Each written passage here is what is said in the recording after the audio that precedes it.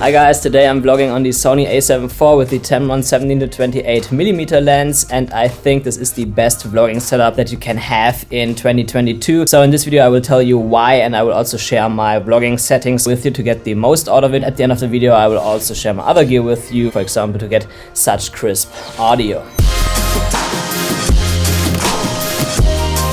So good. Just arrived here. Place is called Wandrd. It's about 40 minutes from Chiang Mai in Thailand. Looks nice so far. They have lots of fancy Instagram spots here, so we will capture some photos with Gao. She dressed really nice. That's also why we're late.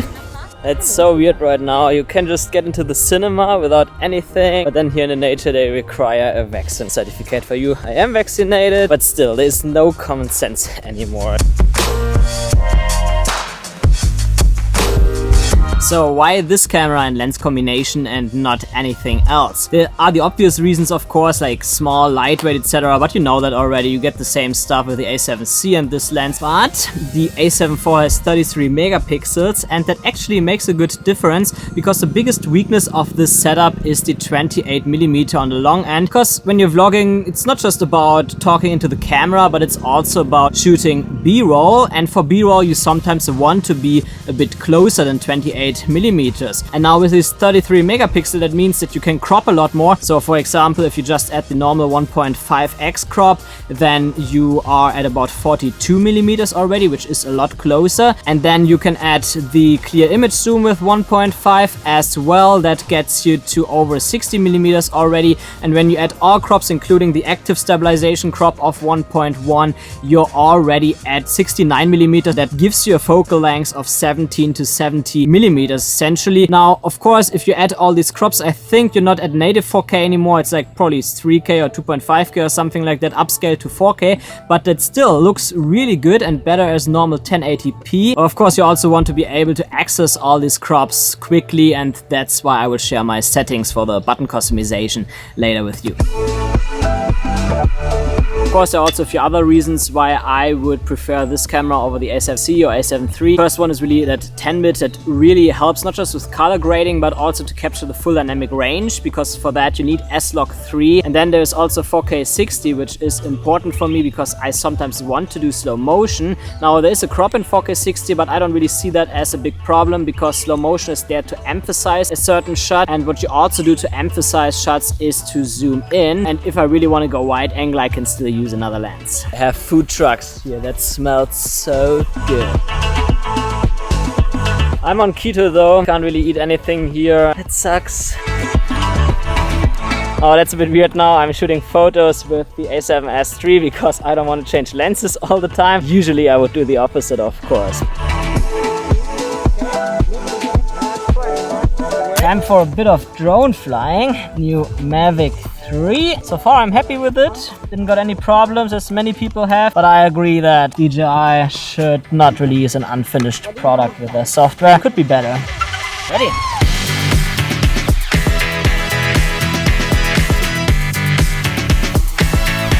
It definitely took a bit longer to connect as I'm used to.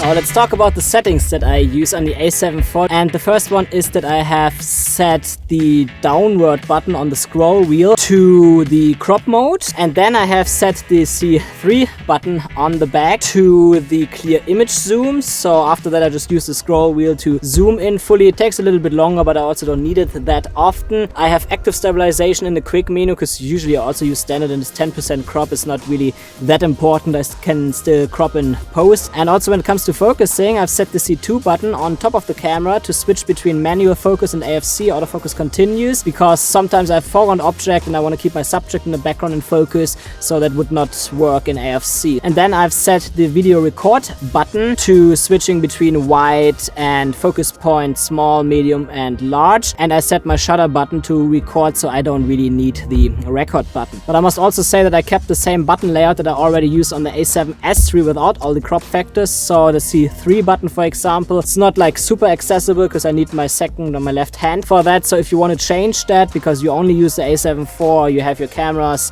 set up in a different way, it's totally fine to use different buttons. It's just how I do it. So I would say let's stop the ride here and explore the place a bit more.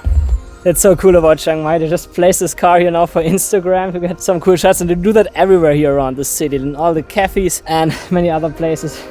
Didn't expect it when I came up.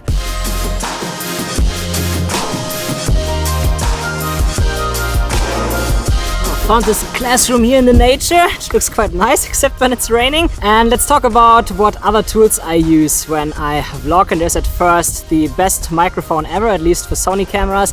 That's the ECM-B1M microphone that I'm using right now. You probably noticed that the sound is really clear. I'm always surprised how good it is. And this microphone, it has all the filters you need. You can adjust the volume, like input level and so on. And you don't need a cable with it. You just put it into the hot shoe mount of Sony cameras and it works. Aside from that, I also use the Joby GorillaPod 3K Pro. Now this GorillaPod is definitely expensive, but it is made out of metal, what prevents it from collapsing all the time. Like, I don't have all these collapsing GorillaPod issues that all other YouTubers have, and that's just because I invested a bit more. If it's worth it, I mean, there are other small vlogging tripods, Mantis pods or so, that also look really good, but I didn't try them. I only use this GorillaPod all the time. It works really good. And then what I also use, I would not use it too much for vlogging, but I use it quite often when I shoot general B-roll for my videos. This is the ND filters, the magnetic variable ND filters from Freewell. They include all the mist effects and CPL filter and so on, everything that you really need in one set. It's just as well, like when you vlog, you have to make so many adjustments all the time. I think when you're vlogging, it's okay not to use ND filters, just have a bit higher shutter speeds then, and vlogging can always be a bit rough. It mustn't be super cinematic, so that's okay there. But if you want to shoot smooth cinematic B-roll for your vlogs, then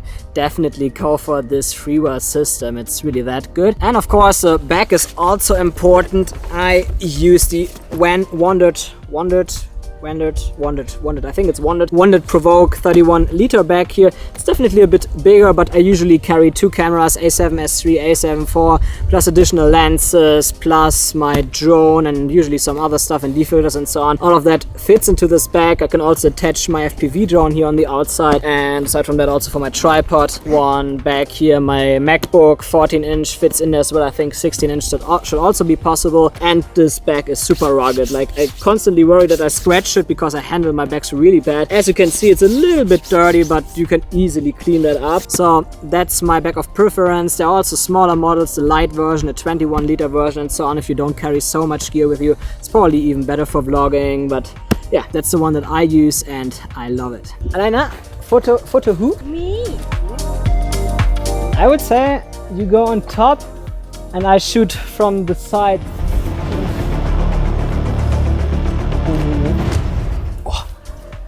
Didn't get hurt.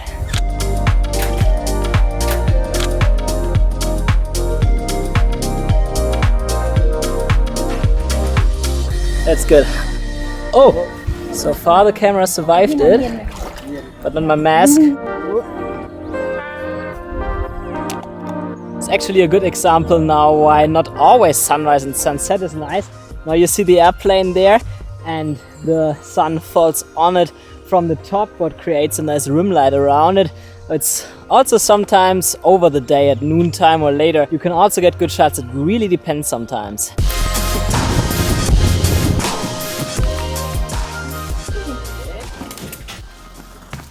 And wrong side. Ooh, that looks like the Auto Evo Nano Plus, which sounds really good on paper. Thanks, Auto. And regarding the A7IV, of course, there are other cameras that are perfectly fine for vlogging. But if you want to have the maximum quality, you want to have the maximum flexibility and portability, then I think the A7IV and Tamron 17-28mm is just unbeatable. Also, check out my S-Log3 color grading tutorial and exposure tutorial. If you want to shoot an S-Log3, you'll find that here in the corner. Aside from that, subscribe and I see you in the next video.